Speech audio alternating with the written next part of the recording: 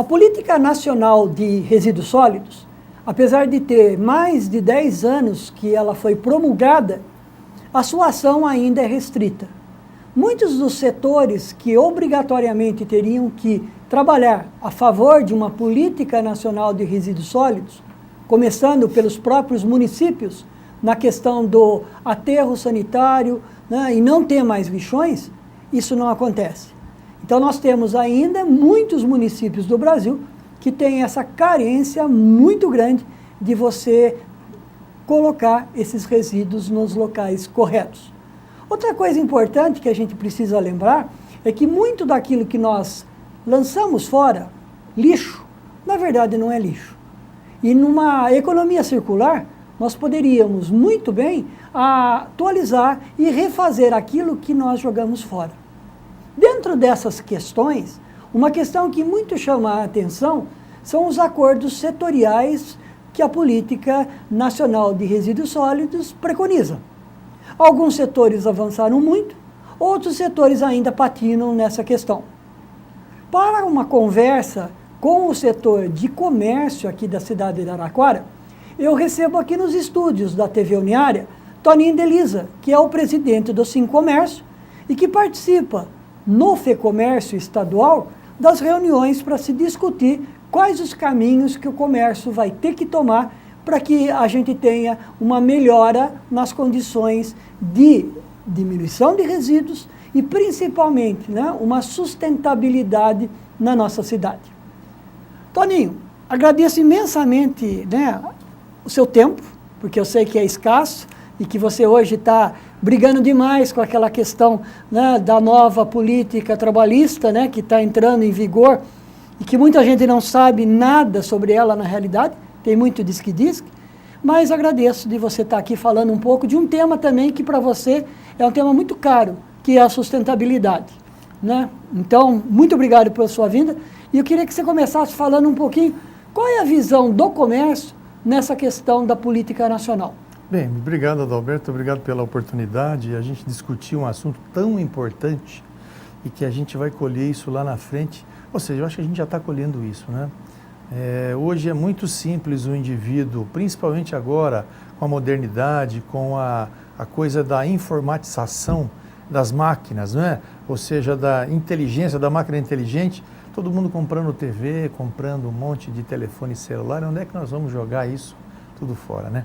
É uma preocupação enorme em que o comércio também vai ter uma responsabilidade muito grande e a gente tem acompanhado sim, apesar, como você disse, da reforma trabalhista está sendo a pauta sim. Da reunião, né? Nós estamos tendo muito palpite e muito pouca ação efetiva.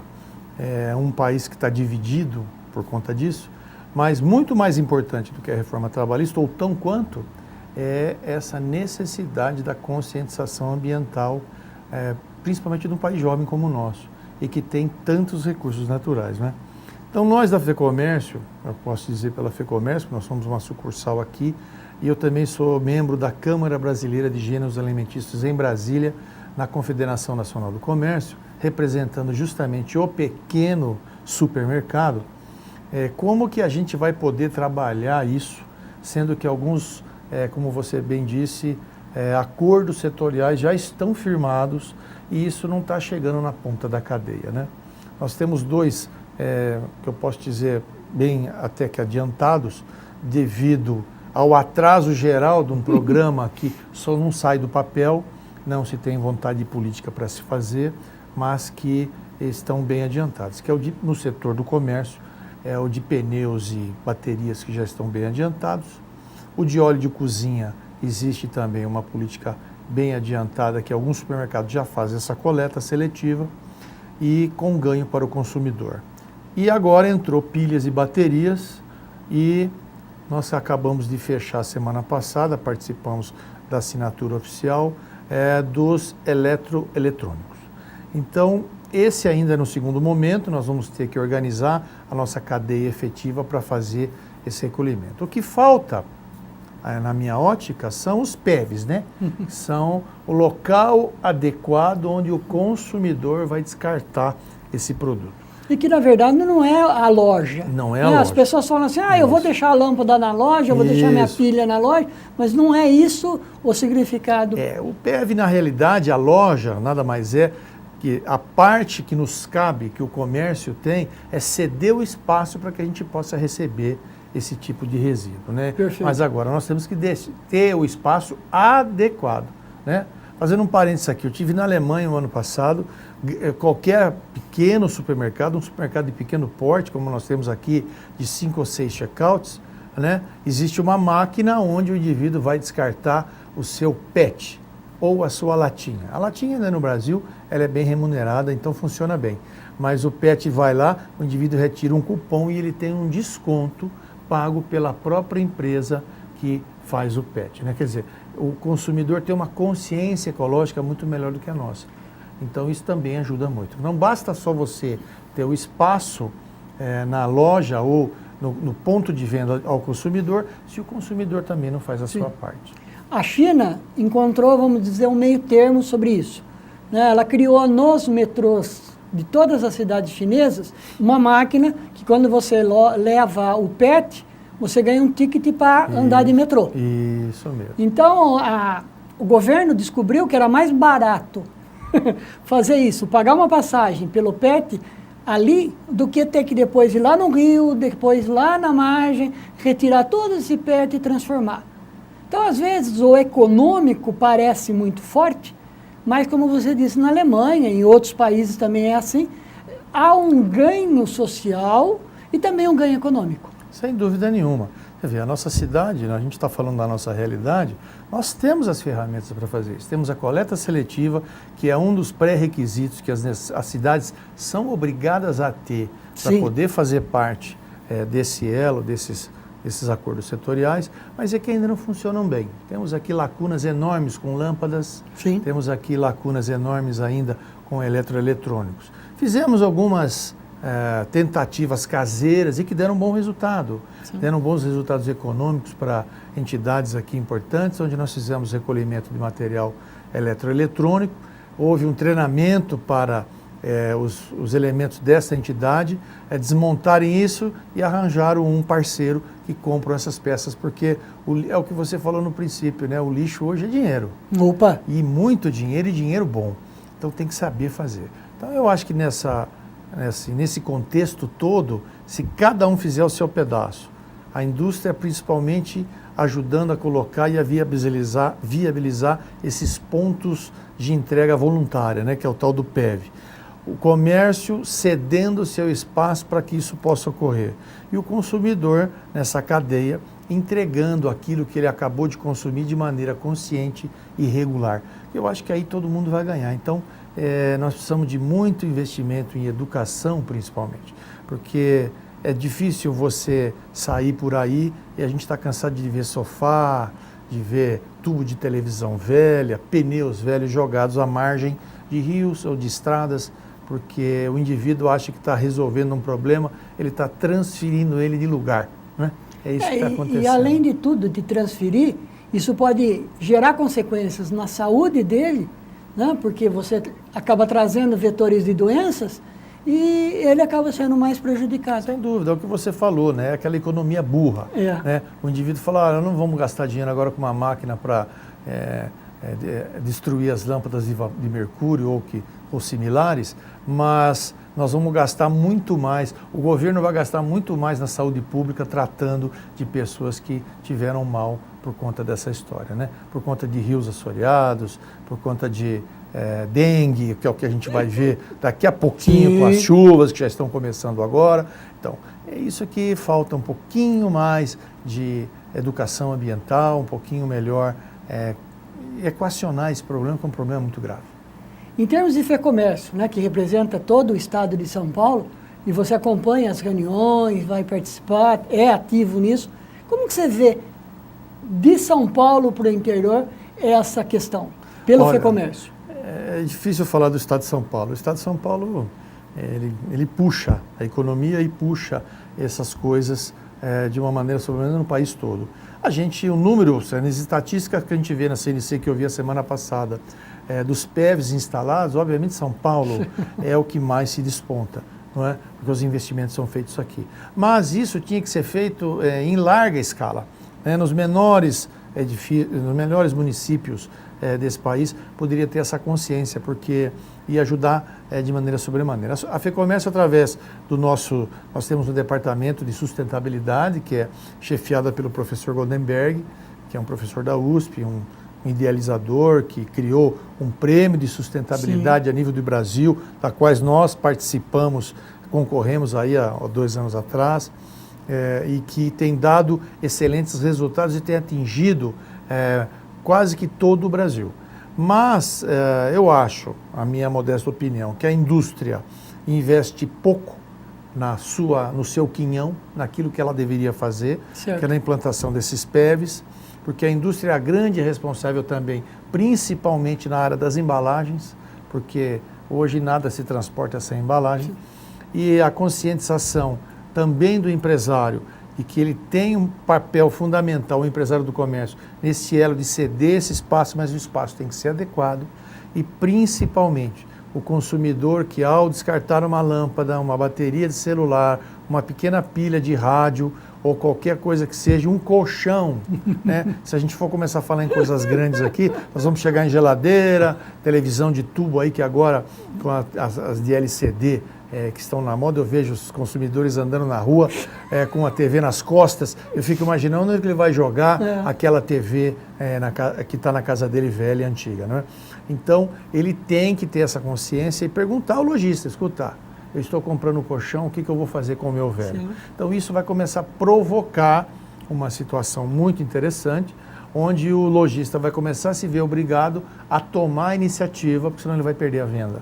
Então, é uma coisa que eu acho que no Brasil é muito comum, as coisas funcionam quando se mexe no bolso, né? É aquela história da multa de trânsito, que não funciona bem, mas fica caro, então o indivíduo tira o pé perto do radar. Agora criaram um radar, e o radar mede a distância e a velocidade média. Quer dizer, o brasileiro é hedonista, ele vai arrumando um jeitinho para tudo. Mas vai chegar um momento em que ele vai ter que tomar uma decisão efetiva, porque afinal de contas o planeta clama, né? A gente está vendo isso aí a toda hora. Eu acho que aí esse elo vai andar melhor. Então a FEComércio tem trabalhado fortemente nisso. Posso aqui convidar todos aqui de Araraquara, e os lojistas e a população em geral. O Sincomércio aqui na Rua 5 é um posto de recebimento de pilhas e baterias de celular. Nós temos lá o local correto para se jogar, e a logística reversa vai ser feita por empresas especializadas. Essa a parte agora dos eletroeletrônicos, nós vamos trabalhar fortemente nisso, já fizemos campanhas anteriores, mas vamos fazer isso agora de uma maneira mais eficaz e tentar fazer campanha de educação para que a gente possa descartar isso de maneira correta.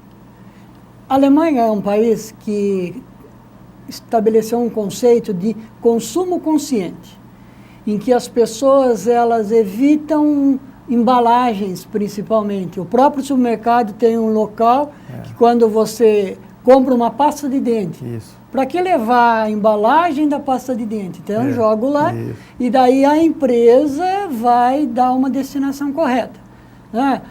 O óleo, ao invés de eu ter uma embalagem, eu ponho numa máquina, eu encho lá 1 litro. Tudo isso é para reduzir essa questão de resíduo que não tem destinação. Sim. Por que a Alemanha já pensa nisso há muito tempo? Porque, na verdade, era um país pequeno, com dificuldades imensas de locais para jogar isso fora. Então, ela teve que encontrar um meio termo. Igual o Japão, né, Toninho? O Japão é outro país também que, pela condição de localização de ilhas, também tem problemas. Olha, a sua pergunta faz a gente filosofar um pouquinho, né? Eu fiquei encantado com a Alemanha, não só por isso, mas, por exemplo, eu vi condomínios lá que estavam há mais de 6 meses sem pagar a conta de energia elétrica, porque estavam usando energia eólica, porque depois do acidente do Japão lá, eles simplesmente sentaram, olha, não, vamos abolir a energia nuclear.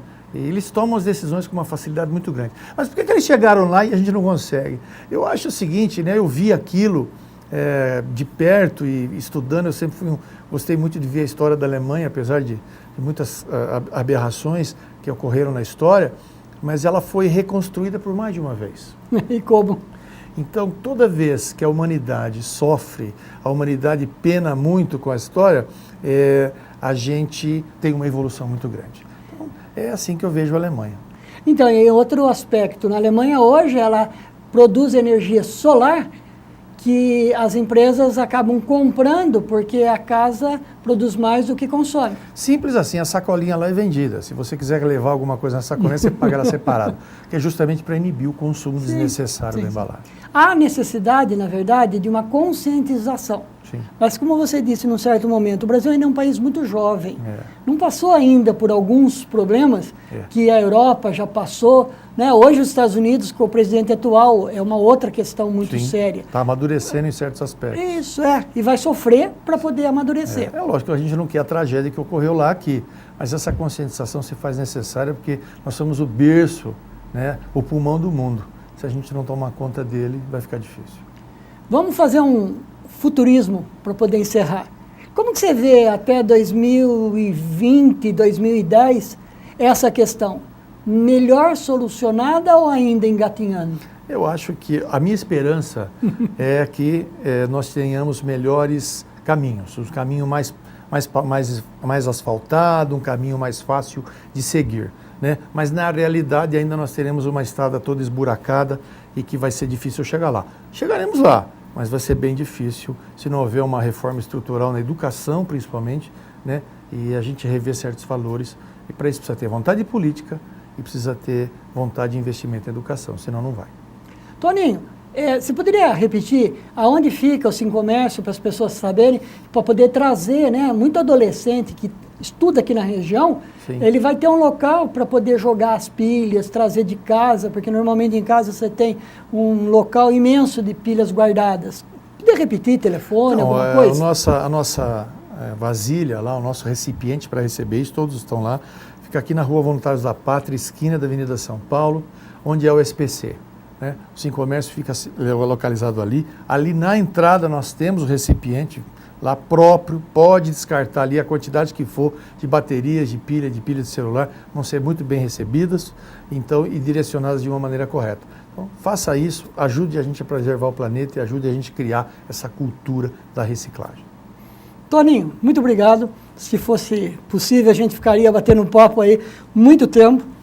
Mas a gente vai ter uma oportunidade nova aí no começo do ano para falar um pouquinho mais dessas questões de sustentabilidade e a ligação com o comércio. Muito obrigado. Nós é que agradecemos, é um prazer estar aqui e falar de coisa boa é sempre muito importante, é prazeroso. Obrigado. Ok. Ouvimos no programa de hoje Toninho Delisa, presidente do Sim Comércio de Araraquara, trazendo algumas informações e novidades quanto à sustentabilidade e o comércio da cidade.